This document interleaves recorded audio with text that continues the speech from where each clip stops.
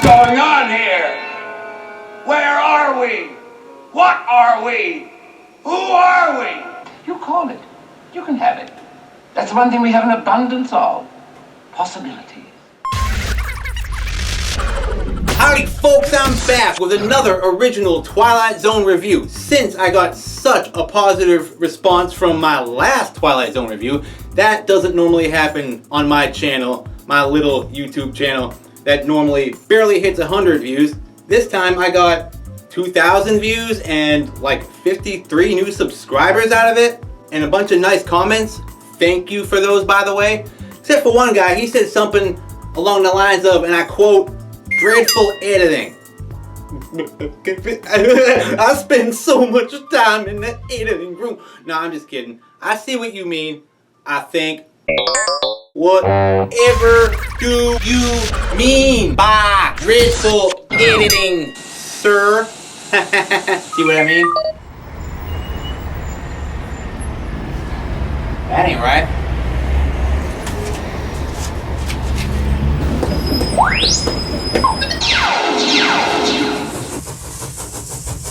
The hell? Train. Stop. Stop. Person here. The hell? Stop. Stop. Stop. Damn it. Gushy, get me the hell out of here. Send me on Sam. Do something. There's a fucking train coming. Oh, hi Sam. Wait a minute. Damn it, Gushy. Like that? I know. Well, shit. There goes my Academy Award. Thanks all the same, though. I'll take it as constructive criticism. I actually do see what you mean, though. And I will work on it. It's mostly about the time I have to put into it. I'm not WatchMojo.com over here. It takes me time to memorize things. I wish I had a factory of spaghetti clones working round the clock, churning out higher quality videos. I'll try improving my channel's quality where I can and when I can, though. Plus, it's more personal this way. Anyway, this will be my third Twilight Zone review. And as long as someone out there likes it, I'll keep on doing it. And sometimes, the YouTube needs of the few outweigh the YouTube needs of the many. Hell, or even the one.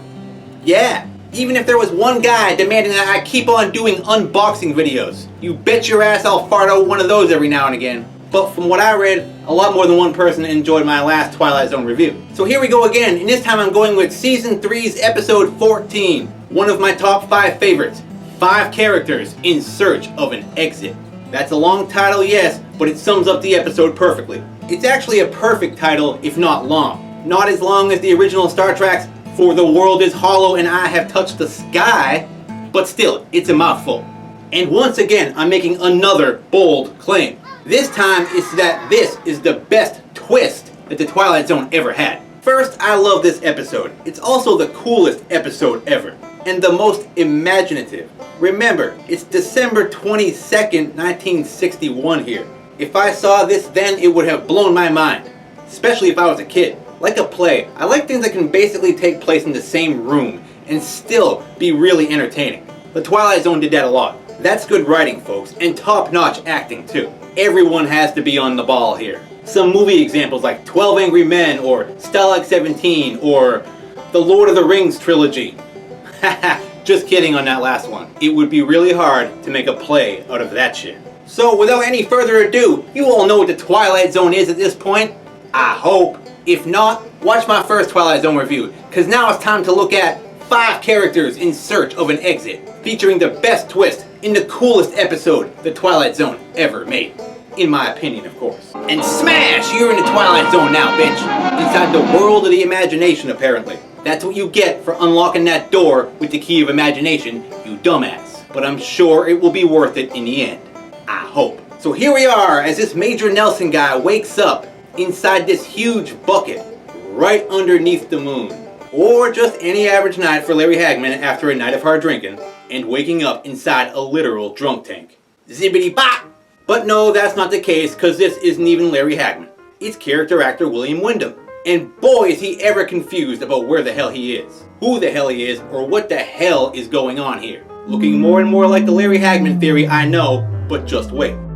So he starts feeling his way around this bucket, or cylinder as some have been heard to say, looking for a way out when, ew, he feels his way right into this guy hiding in the darkness. Afraid to come into the light. Is it Dr. Bellows? Nope, just a creepy clown with a potted plant on his head. No, that's not weird, unless it's weed in that pot. Was this really a clown thing then?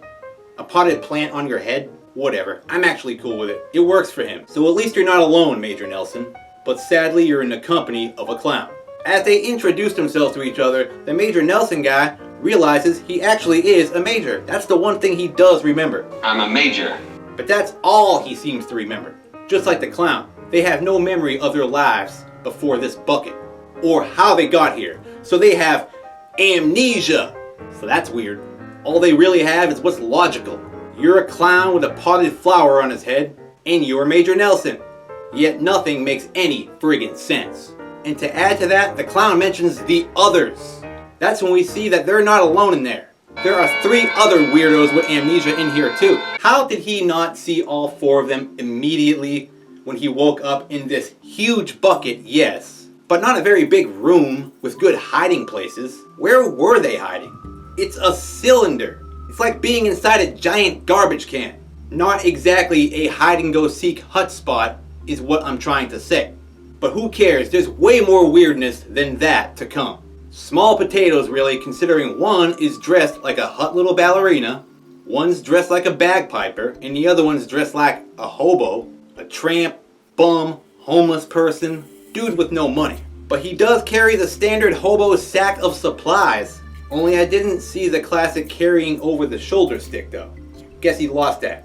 They're easy to come by though. So now this major is really confused. What in the hell is this madness that I'm in the middle of right now? What's going on here? Where are we? What are we? Who are we? Who, where, what? That's what we all want to know, Major Nelson. Don't have a nervous breakdown over it. The ballerina then assures the major that none of them know who they are or why they're here or how they got here. They're all just as clueless. We all just identify with that of what we are wearing. Yet no memories of doing that profession. Except a hobo, because being a bum isn't a job that requires skills. Unless you're Lee Marvin and Emperor of the North Pole, that is. He was number 1 at being a hobo. So all of them are sharing in this madness together, really. At least you have company, I guess. Do they usually lock crazy people up in huge cylinders like that or something? And this is just inside any normal asylum in America? No one seems to have any answers or know much about anything except we are 5 amnesiacs who woke up one day inside of a giant bucket. That's the best question of all! But nobody knows the answer. We then pan up and out of the bucket to see... Hey! It's Rod Serling! He's looking down on them. Hey! Help them, Rod! They're stuck in there. Throw them a friggin' bone or something. Only he's way too busy doing his opening narration. A collection of question marks. A collection of question marks? Like 5 Frank Gorshians? We will not end the nightmare, we'll only explain it. Yeah, he won't end the nightmare, even though he's standing right there and could lower down a rope or something. But more than likely, this is all his sick doing anyway, and he just enjoys messing with people's minds for his own amusement, inside his own personal asylum. Because this is the Twilight Zone. Which, as I've stated, he's the president of. So good luck, bucket people. I think you're on your own because I don't think Rod's here to help. It's time for his smoke break anyway. Back to the nightmare. Major Nelson still searches the bucket frantically for a way out. Maybe there's a hole in the bucket that we didn't see before. Dear Liza, dear Liza. I had to do that one. It's the only bucket reference I could think of. Now everyone gave up on his escape shit a long time ago, and they just let him have his fun. They've all done it before, looked for a way out, couldn't find one. He's new to this shit. Let him look around. He won't find anything, we already know this. But he is determined to get the hell out of there. We're here because we're here because we're here. The major then questions the whole idea of food and water, and how and when they will eat. Someone must feed you. Someone must give you water. It's then pointed out that among everything else, they don't even seem to feel anything like that. They don't seem to feel hunger. You feel hungry, Major? Or thirsty? Fatigue, hot, cold, anything. So, more weird.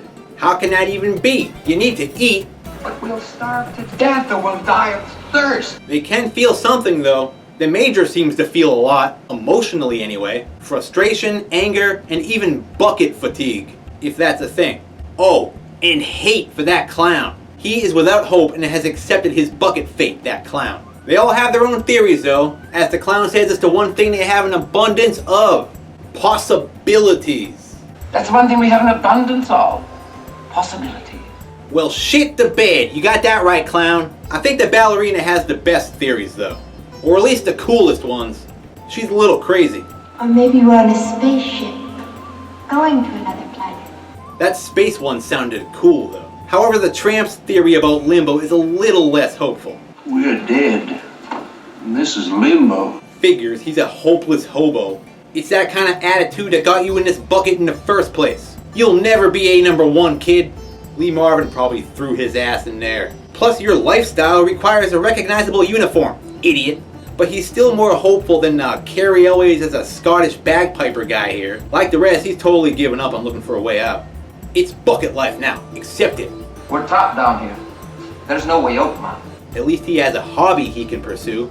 Bagpiping. The Major still insists on trying everything though. From shouting to banging on a friggin' wall. But they all assure him, unless you have a genie in your front pocket, Major Nelson, get used to it. We are trapped in this bucket, so stop searching for an exit. And this is way more of the tramp's lost puppy dog face than I needed to see. As he goes on about accepting bucket life for what bucket life is. For our purposes, this is the universe, this little room. Then more questions present themselves when a loud friggin' bell goes off. That sends a vibration through the whole bucket. What the hell was that shit? Please! What are you doing up there, Rod Serling? Did you drop the Liberty Bell? Damn it, man! This is the Twilight Zone. The tramp then suggests that the ballerina dance for them to pass the time. Even though, how would she know how to be a ballerina? I thought they couldn't remember their jobs from who they were. But she dances anyway. As we can see, the clown is still capable of being a creepy weirdo by playing footsie. Don't touch me, clown, you friggin' weirdie. What am I saying? He's a clown. Of course he's a weirdo. So many examples of this exist at this point to verify that, Pennywise. So now harassed by horny weirdos, she dances away, yet the Major don't care. He just wants to get out of the freaking bucket.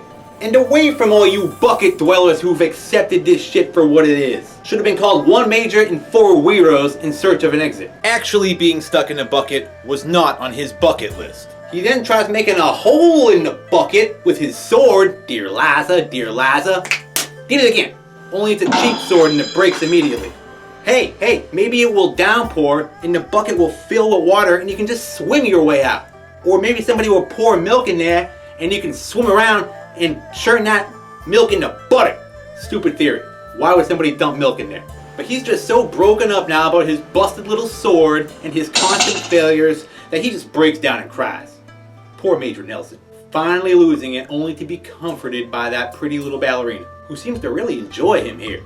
You got a friend in her, Major. Like Major Nelson, young hut women just flock to him. Must be the uniform and that stash. Perhaps there are a lot of dungeons like this. Yeah, I'm sure there are mystery buckets like this on every street corner in America. Wink wink. Or the world. Come on, Major, it's not that bad. It could always be worse, right? You could have woke up with amnesia in that room from Indiana Jones and the Temple of Doom with the slowly lowering spiked ceiling. Then you would just simply be dead by now. See, it's not all bad. He might be crazy, this Major, but at least he really wants to get the hell out of this bucket, because he does not stop trying. We'll dig a tunnel. He then starts trying to dig his way out with the freaking busted sword. Like that's gonna work.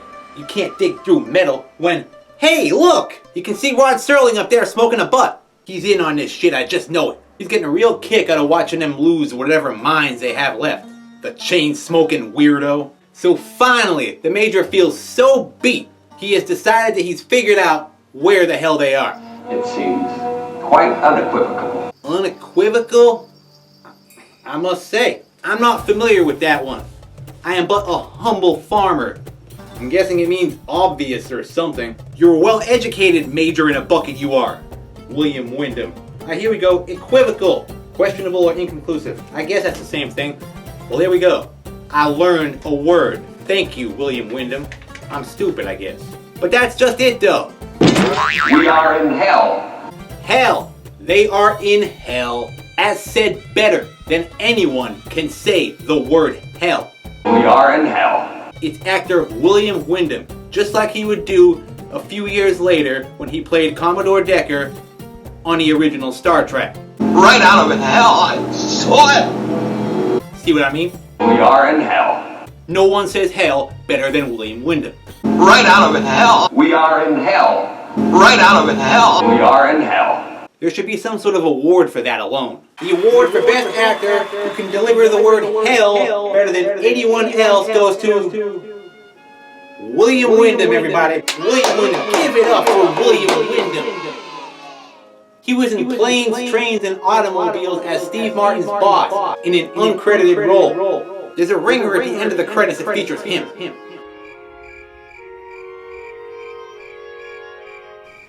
Look it up, it's on IMDb, dipshit!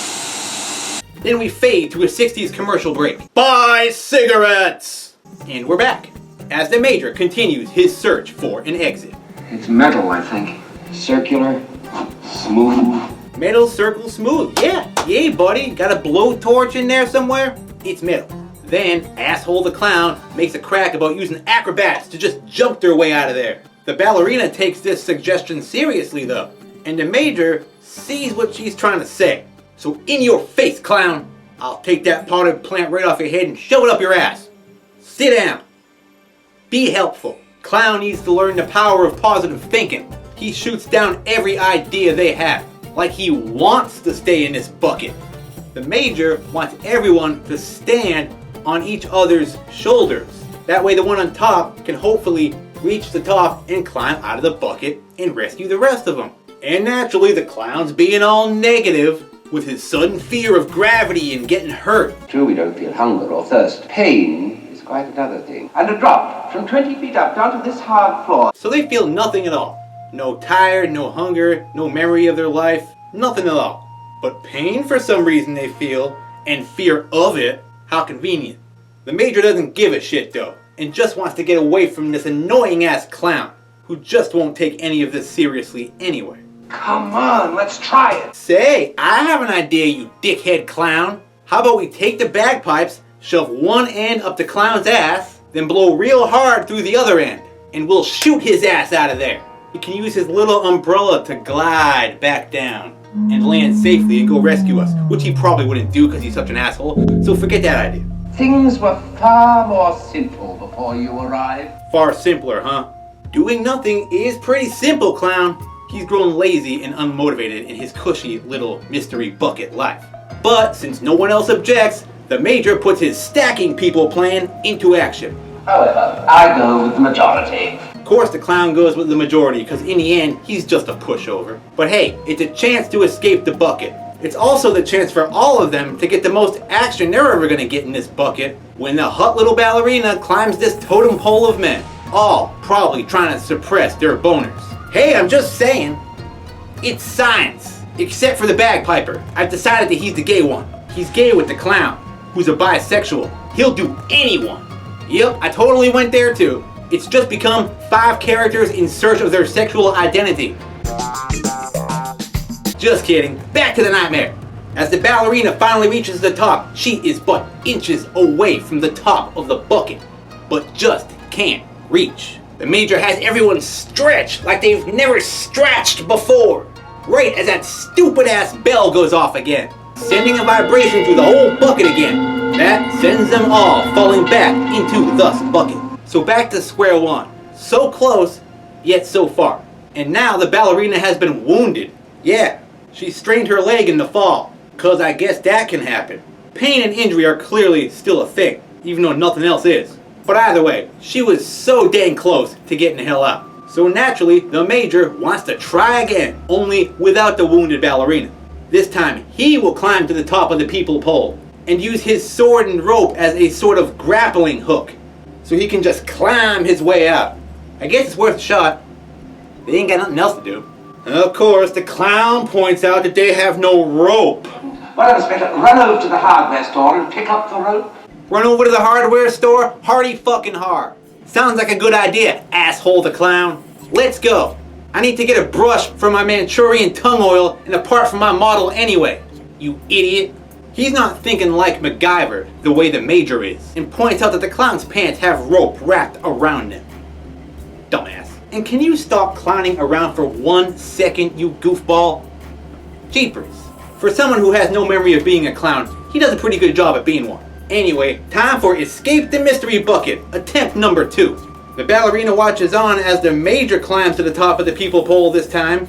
With his rope and busted sword grappling hook, he swings for that edge and hooks it on the 3rd time, and starts climbing the hell out. He gets all the way to the top of the bucket too, about to finally see where the hell they are. Is it actually hell? Can you see fire and brimstone, Major? Everyone's on edge, waiting for the Major to tell them what the hell he sees. What do you see? As he finally looks up to see his surroundings, when he loses his balance, screams like an idiot, and falls face first into a pile of snow. But at least he's out of the bucket.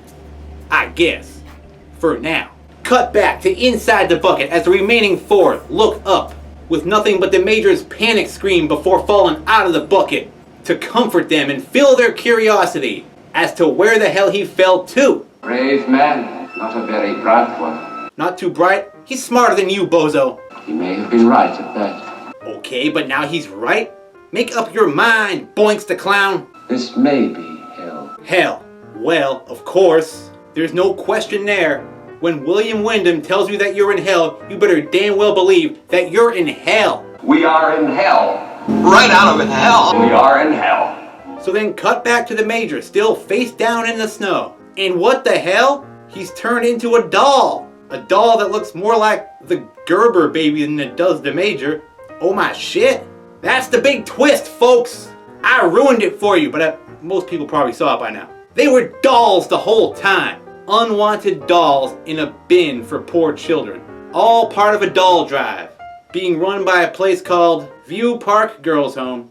A little girl then picks up the doll, the Major, and the woman running the drive has her put him back in the bucket with the rest, as the girl points out that there's not very many dolls in there. You don't have very many, do you? So it's back to bucket life for the Major. His efforts were all for naught. Then we get to see where that bell sound was coming from. Just like a Christmas Santa bell. It was the woman running the drive the whole time? Well shit, that just blew my friggin' mind. As we cut back to the bucket to see that, yup, they were indeed merely dolls the whole time. Unloved dolls in a bucket for a doll drive. As you can see, the Major doll has transformed into a more believable and detailed doll to that of the likeness of actor William Wyndham, as opposed to that Gerber baby doll that the kid picked up. So we pan over these dolls in a bin as Rod Serling throws in his final 2 cents, with a glimmer of hope that soon, hopefully, these dolls will be in the hands of children, where they can be loved again and serve a purpose, as we see a single tear roll off the ballerina doll's cheek. How sad. Just a barrel. A barrel? Is that what you're calling it, Rod Serling? I've been going with bucket this whole time. Whatever. Same difference. Like tramp and hobo. Same thing.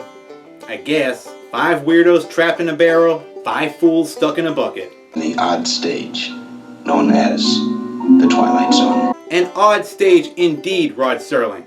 It was a giant bucket.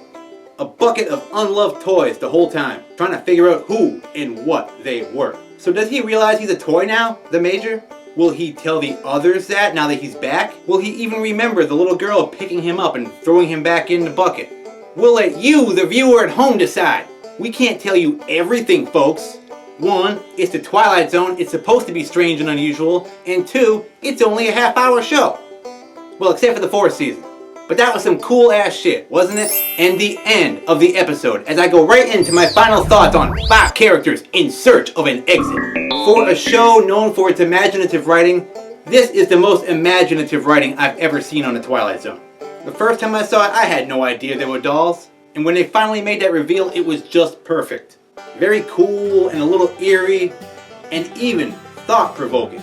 It reminds me a lot of the Toy Story movies, only live action and 30 years earlier. It even had some of the same heart, with the dolls becoming unloved once the children grew out of them, but could maybe find a home with a new child. Or not. The life of toys can be very dark, sad, and depressing, with bleak, miserable ends to their so-called lives, like this and the Toy Story movies have proven. It's not easy being a self-aware toy. I did wonder, at what point do the dolls become self-aware here? Once they fall into that bin, it would seem, since once they see the light of people, they go back to being a doll, or a Gerber baby in this case. They have no memory since no one owns them, or has given them a name or personality, as a child would do. Then there's the dolls themselves in the bin. A major doll. Okay, I can see that. It's like an army doll. A clown doll. Okay, that makes sense too. A ballerina. Of course, a little girl wants to play with a ballerina doll. But who the hell is asking mom and dad for a bagpiper doll? Or a hobo doll? What the hell kind of kid is this? Were hobo and bagpiper dolls a big seller back then or something? I don't know, I didn't exist in the early 60s. Or is that why they were in the bin in the first place? Nobody wanted a stupid hobo doll or a bagpiper doll. I also wondered about the bagpiper's pipes. They actually work once he's self-aware. And he can play them. Meaning, unlike the clown and everybody else, he sorta remembers his last profession. How did he learn how to play? Which led me to another stupid question. What if someone threw, I don't know, a Rocketeer action figure in there? Once he came to life, his jetpack would work, right? Just like the bagpiper's pipes? And he could just fly the hell out of there. Right? In theory. Which then made me wonder, would it be such a mystery to the characters in the bucket if the dolls were more popular dolls like that one? Like if you put an Incredible Hulk action figure in there, a Barbie doll, a Superman action figure, a Turbo Man, even a teddy bear, they would all come to life and be like, hey, wait a minute, are we all just unloved toys in a bargain bin that came to life? Which raised yet another strange thought. 5 characters? What happens when there are 20 dolls packed into that bucket? Once they all come to life, it would be a clusterfuck. Get the hell off of me! Shit, your foot's in my face. You're standing on my head. However, the stacking on each other's shoulder plan that the Major had would work a lot better. A lot of them could just jump the hell out of there. It'd be a cinch. And lastly, there are some facts on this episode that I found in this helpful handbook that I've had for years. The set they built to make this episode happen, well, firstly, they built 2 of them. One of them was movable and they could tilt it to whatever angle they needed to tilt it at. That way they could do that whole stacking on top of each other's thing without getting, people hurt. They would just sort of want to slide, really. And the whole thing was made out of aluminum. Then there were those doll versions of the characters that you see at the end of the episode. In reality, those were not little dolls. Those were life-size figures placed on the actual set they used. Want to say this word right? Mannequin figures. Yeah, they used actual mannequins. They were actually life-size replicas of the actual actors. The faces were made from molds from the actual actors' faces, and then placed on mannequin bodies. So they would seem more believable than, say, that Gerber baby doll that the little girl picked up. I mean, what the crap. That's probably why they only showed it for like a half second. Which is why these dolls look so much more detailed than that one. I wonder where they are now. Dumpster, probably. Probably just threw that shit out when they were done. If I was one of the actors, I'd be like, can I take this with me? It's a giant life-size doll of myself. I want to set it up in my house somewhere. But nope, garbage. And finally, there's the cast of the episode. Besides William Wyndham as the Major and Murray Matheson as the Clown, who actually also appeared in the Twilight Zone movie in his second-to-last movie before he died, the Kick the Can segment. The rest of the cast, however, didn't do very much in the acting world. This was the second-to-last acting credit that the ballerina had, an actress named Susan Harrison. The bagpiper, Clark Allen, was a musician, and the little girl at the end of the episode who picks up the doll was played by the producer Buck Houghton's daughter, in her one and only acting credit. Way to go, Mona Houghton! As for the hobo, well, I guess he was just a real hobo that the studio plucked off the street and paid in beans or something. I don't know. He didn't do very much else either in the acting world. Nothing notable that I thought was worth saying anyway. Sorry, hobo.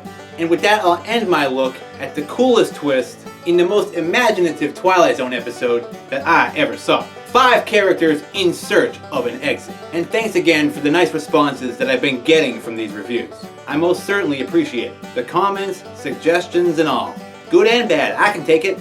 It's that whole YouTube algorithm thing. When I put that last Twilight Zone review on YouTube, for some reason, it got put right where people could actually see it. So every so often, YouTube will throw you a bone and then immediately pull it away. But hey, maybe this one will help too. But this is basically for anybody who did like it and subscribe. I figure that's why they did. There you have it. So thanks again, folks, and adios for now. I'll see you at the theater.